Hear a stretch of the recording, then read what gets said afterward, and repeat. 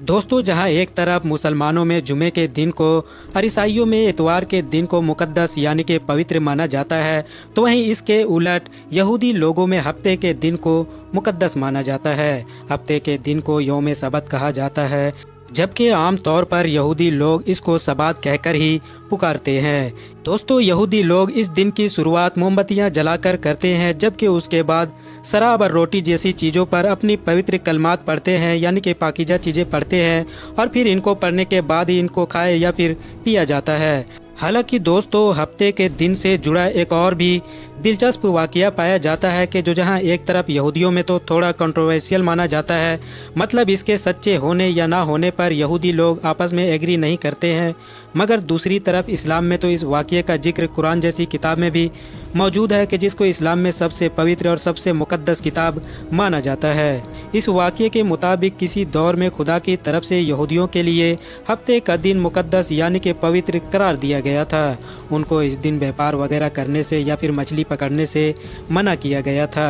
ये दरअसल खुदा की तरफ से इन लोगों का एक इम्तहान था, एक आजमाइश थी, मगर ये लोग इस आजमाइश पर बिल्कुल खरे नहीं उतर सके थे और बाद में इसी वजह से ही इन लोगों के ऊपर खुदा का अजाब नाजिल हुआ था। अजाब के तौर पर ही इन लोगों की शक्लें बाद में बंदरों से बदल गई थी। अब क्योंकि दोस्तों खुदा की तरफ से ही इन लोगों के लिए हफ्ते का दिन मुकद्दस किया गया था, तो और साथ ही साथ इनको मछली वगैरह का शिकार करने का भी रोका गया था, ताकि इनकी आजमाइश यानी कि इसकी परीक्षा ली जा सके। तो इसीलिए ऑटोमेटिकली हफ्ते वाले दिन बहुत सारी मछलियाँ पानी के ऊपर आ जाती थी, मगर बाकी दिनों में ये सारी मछलियाँ गायब हो जाती थी। कुछ वक्त तक तो ये लोग बर्दाश्त करते रहे और हफ्ते वाले दिन शिकार से दूर रहे, मगर फिर अचानक से एक दिन इनमें से एक इंसान ने बड़ी ही चालाकी से एक प्लान बनाया और उसने हफ्ते के दिन मछली का शिकार किया। उसको फंदे में फंसा रहने दिया, बल्कि उसकी डोरी को किराने पर किसी चीज़ से बांधकर छोड़ दिया, ताकि शिकार की हुई इस मछली इधर उधर ना निकल जाए।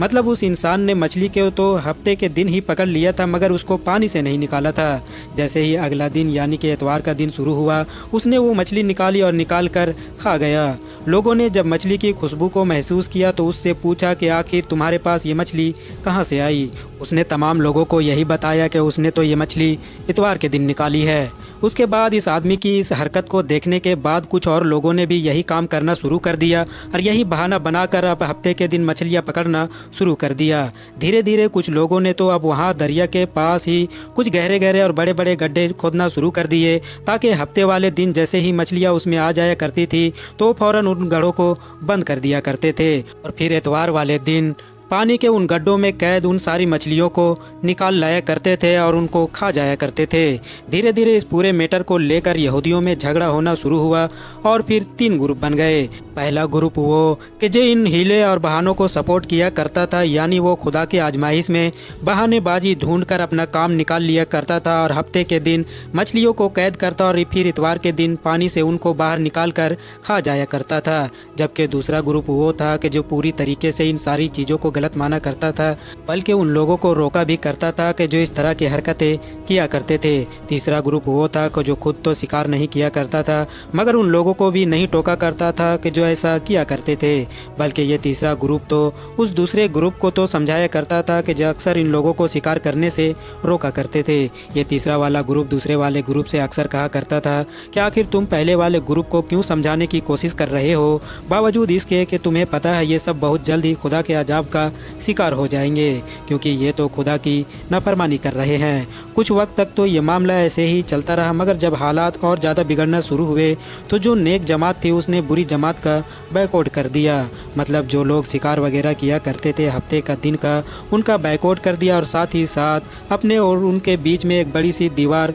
खड़ी कर ली। ये ऐसा इसलिए किया गया था क्योंकि नेक जमात यानी कि जो खुदा की आजमाइश को मान रही थी, वो इस बात से डर रही थी कि कहीं इनकी वजह से ये अजाब हमारे ऊपर भी ना आ जाए। दीवार बनने के बाद ये कुछ वक्त तक दोनों ही ग्रुप दीवार के दोनों अलग अलग साइड में रहने लगे थे, मगर फिर अचानक से एक दिन सुबह में जब नेक ग्रुप जागा, मतलब कि वो ग्रुप जागा कि जो लंबे वक्त से खुदा की आज्ञाओं का पालन कर रहा था, तो उसने ये महसूस किया कि दीवार के दूसरी तरफ से हमेशा की तरह कोई भी चहल पहल की आवाज़ नहीं आ रही है। इन लोगों ने अभी तक दरवाजे भी नहीं खोले हैं। फाइनली ये फैसला किया गया कि दीवार के ऊपर से चढ़कर देखा जाए कि आखिर उस तरफ के क्या हालत है। मगर जैसे ही दीवार के ऊपर से उस तरफ देखा गया तो इन लोगों की होश उड़ गई, क्योंकि दीवार के दूसरी तरफ रहने वाले उस सारे लोग कि जो एक लंबे वक्त से खुदा की नाफरमानी कर रहे थे और बहानेबाजी करके हफ्ते के दिन शिकार कर लिया करते थे, वो अब सारे के सारे लोग बंदरों में बदल चुके थे। उनके दुमे यानी कि पूँछें निकल चुकी थी, मगर हाँ फिर भी वो आसानी के साथ साथ पहचाने जा रहे थे। इस पहले वाले ग्रुप के साथ साथ उस तीसरे वाले ग्रुप पर भी अजाब आया था कि जो खुद तो इन लोगों को नहीं रोका करते थे, साथ ही साथ जो इन लोगों को रोकता था उसको भी टोका करते थे। फिलहाल दोस्तों ये थी यहूदियों के सबसे पवित्र यानी कि मुकद्दस दिन से जुड़ी बहुत सारी इन्फॉर्मेशन, जो अगर आप लोगों को पसंद आई हो तो वीडियो को लाइक करने के साथ साथ अपने दोस्तों के साथ ज़रूर शेयर करें। और इसी तरह के नॉलेजेबल और हिस्टोरिकल वीडियोज़ हमेशा देखने के लिए हमारे इस चैनल को सब्सक्राइब करने के साथ साथ बेल आइकन को भी ज़रूर प्रेस करें।